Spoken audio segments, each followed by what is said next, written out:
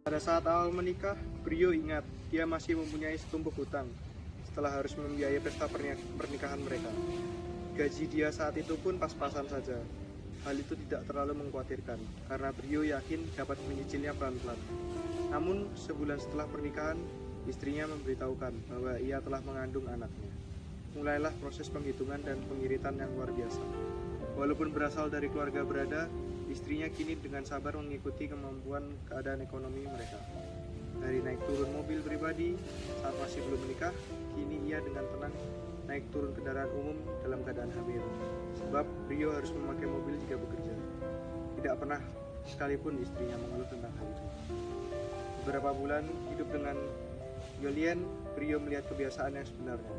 Menurut dia agak aneh, yaitu berdoa menyalakan lilin di depan salib dan pernak-pernik patung orang kudus dengan intensitas yang menurutnya adalah sering.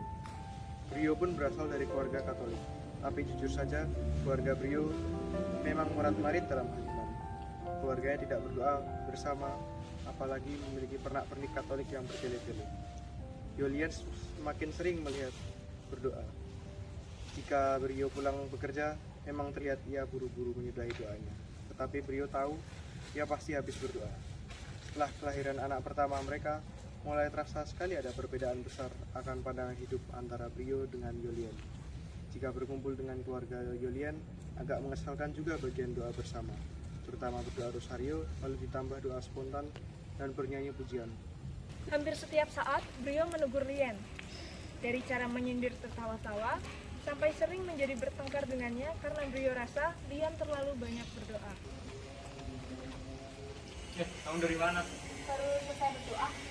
Banyak rahmat yang kita dapatkan, jadi harus bersyukur. Doa terus zaman kayak gini. Kerja apa? Kan aku mau mengerjakan bagian tugas sendiri, membersihkan rumah, memasak, anak, dan masih banyak lagi. Kerja dong. Doa terus, gak ada gunanya. Oh, berbelanja, arisan, julid. Emang ada uangnya? Jujur, kalau sudah bagian tentang uang, aku hanya diam. Nyatanya, memang aku dan istriku selalu berhemat. Harus apa ya dia? Sebenarnya baik juga kan dia ada di rumah, mengurus rumah dan berdoa. Kataku secara logika rasanya tidak ada salahnya berdoa. Tetapi rasanya aku harus selalu mengajak bertengkar istriku saat berdoa.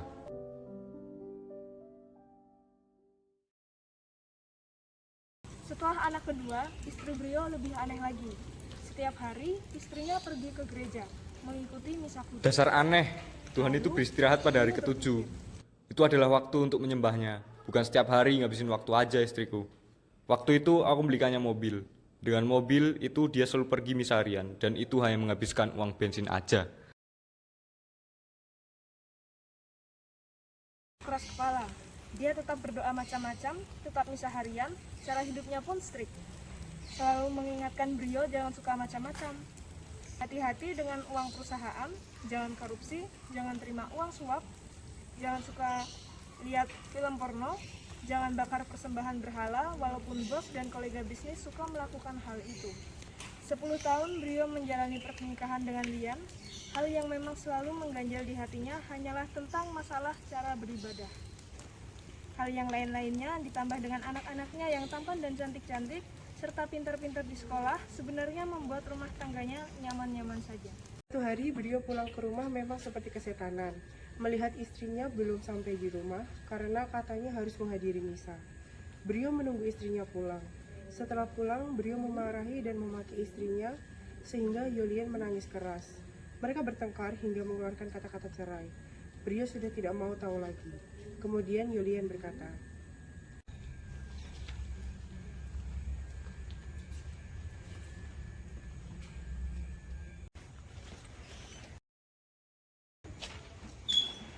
Dari mana kamu?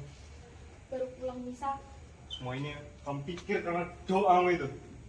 Semua ini karena kerja mati-matian buat cari uang. Jangan bodoh.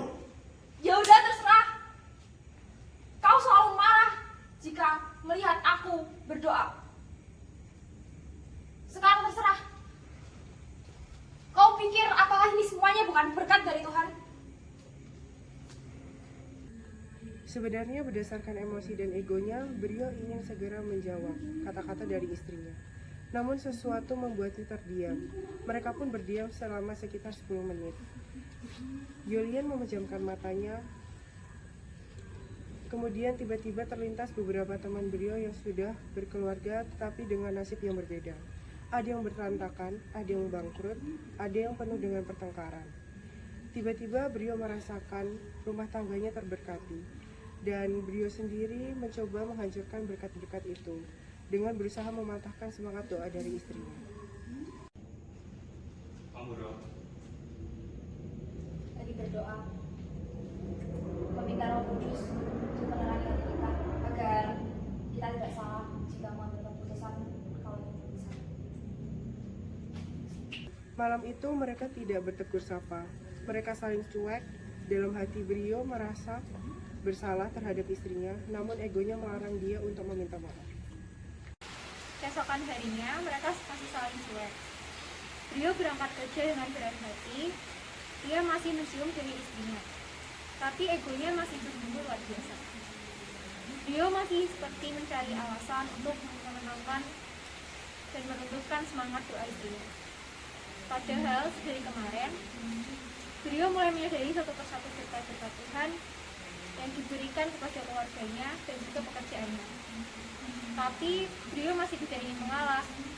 Dia baru membuat istrinya tunduk kepadanya. Jika tidak berdoa lagi, aku akan menang, kata beliau.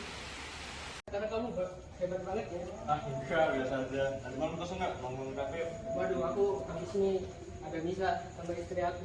Kamu jadi sering ke gereja sekarang? Ya, itu buat bertobat lah. Sekalian ngajak istri buat belajar dan berdoa. Soalnya dia malas banget, biasa lah, perempuan.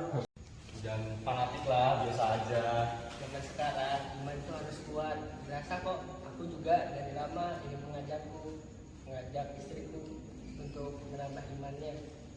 Soalnya jika istri-istri pada saleh, itu berguna banget buat kehidupan kita. Sok tahu. Coba aja baca 1 Petrus pasal 3 ayat 1 sampai 2. Oh iya, aku ada urusan. Aku duluan ya. Oh iya, hati-hati ya. Duluan ya. Oke. Entah apa yang didoakan istrinya kemarin saat mereka masih saling cuek.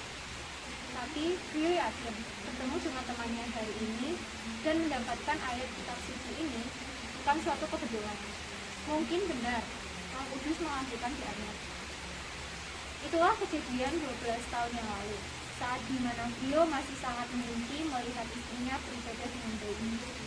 Hari ini, beliau telah lebih sering berdoa bersamanya, walaupun ia tahu iman dan kesalahannya belum sepadan dengan istrinya. Tapi, beliau menyadari apa arti pentingnya ibadah. Bukan hanya untuk mengharapkan berkat-berkat saja, tapi untuk memastikan bahwa ia dan keluarganya selalu berada di jalan Tuhan. Selamat di dunia yang edan ini, dan sangat berharap mereka semua selamat menuju surga.